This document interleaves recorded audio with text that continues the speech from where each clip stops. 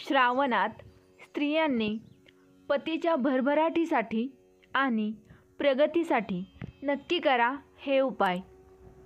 हे उपाय तुम्ही फक्त श्रावणातच करू शकता. श्री स्वामी समर्थ. जय जय स्वामी समर्थ.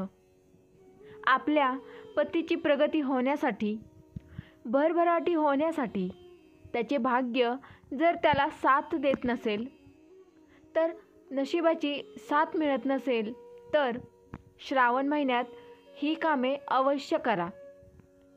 त्याच्या कामाला यश नक्की लाभेल. तुमच्या नशिबात सुखसमृद्धी नक्की येईल. तुमच्या घरात लक्ष्मी सदैव नांदेल. तुमच्या परिवारात कोणतेही संकट येणार नाहीत. भगवान महादेव आणि माता पार्वती यांच्या आशीर्वादाने सर्व कामे पूर्ण होतील. पाहूया ते कोणते आहेत उपाय. 1. एका भांड्यात पाणी घ्या आणि त्यात काळे तीळ मिसळा. सकाळी याच पाण्याने स्नान करावे. स्नानानंतर एका पाण्याचा तांब्या घ्या आणि त्यामध्ये 2 चमचे कच्चे दूध टाका. महादेवाला अर्पण करावे. शिवलिंगाला जल अर्पण करताना श्री शिवाय नमस्तुभ्यम या मंत्राचा जप करा. हा उपाय श्रावणातील किमान 15 दिवसांपर्यंत करावा लागेल. यामुळे तुमच्या पतीला नोकरीत बढतीची संधी मिळेल. 2. श्रावण महिन्यात मंदिरात घंटा दान केल्याने तुमच्या जीवनात सुख समृद्धी येईल. करिअरमध्ये येणारे अडथळेही दूर होतात. त्याचबरोबर मंदिरात भस्म देखील दान करावे.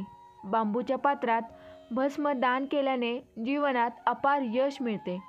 विशेषतः श्रावणात पतीपत्नीने एकमेकांशी भांडण करू नये हे लक्षात ठेवा. संध्याकाळी महादेवासमोर दिवा लावा आणि त्यात हिरवी वेलची घाला. यामुळे तुमच्या घरात सुखसमृद्धीसोबतच धन आणि धान्यही भरपूर येईल. 3. श्रावणात विवाहित महिलांनी दररोज हिरव्या बांगड्या घालाव्यात. पतीच्या करिअरमध्ये यश मिळवण्यासाठी हिरव्या बांगड्या दान कराव्यात. हे दान तुमच्यासाठी खूप भाग्यवान ठरेल. यासोबतच तुम्ही देवी पार्वतीला हिरव्या बांगड्या अर्पण केल्यास तुमच्या पतीला विशेष फायदा होईल. 4. हा उपाय करताना फक्त तुम्हाला एका पूजेची सुपारी लागणार आहे. तुम्ही कोणत्याही दुकानातून नवीन सुपारी खरेदी करून आणावी. घरी असलेली पूजेत वापरलेली सुपारी अजिबात वापरू नये. ती सुपारी आणल्यानंतर कोणत्याही दिवशी, कोणत्याही वारी, सकाळी किंवा संध्याकाळी ही सुपारी तुमच्या देवघरात ठेवावी. देवघरात ठेवल्यानंतर त्या सुपारीला हळदी कुंकू, अक्षदा, फुले वाहून तिची पूजा करावी.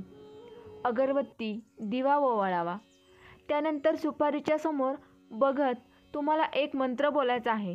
तो मंत्र असा आहे: ओम नमो भगवते वासुदेवाय नमः. तुम्हाला हा मंत्र 21 वेळा बोलायचा आहे. मंत्र बोलून झाल्यानंतर ती सुपारी उचलायची आहे आणि त्यानंतर एखाद्या सफेद रंगाच्या कपड्यामध्ये ती सुपारी बांधायची आहे. ती सुपारी बांधून झाल्यानंतर तुमच्या घराच्या मुख्य दरवाजापाशी लावायची आहे. तुमच्या डाव्या बाजूला ती बांधायची आहे. पण ती सुपारी घराच्या आतून बांधायची आहे, बाहेरून नाही. आतून बांधून बाहेर कोणाला दिसणार नाही. आतून तुम्ही एकदा खिळा लावून ती सुपारी बांधायची आहे. त्यामुळे घरातल्या प्रत्येक सदस्याची प्रगती होईल. आर्थिक स्थिती बळकट होईल. घरात सुखसमृद्धी, शांती नांदेल.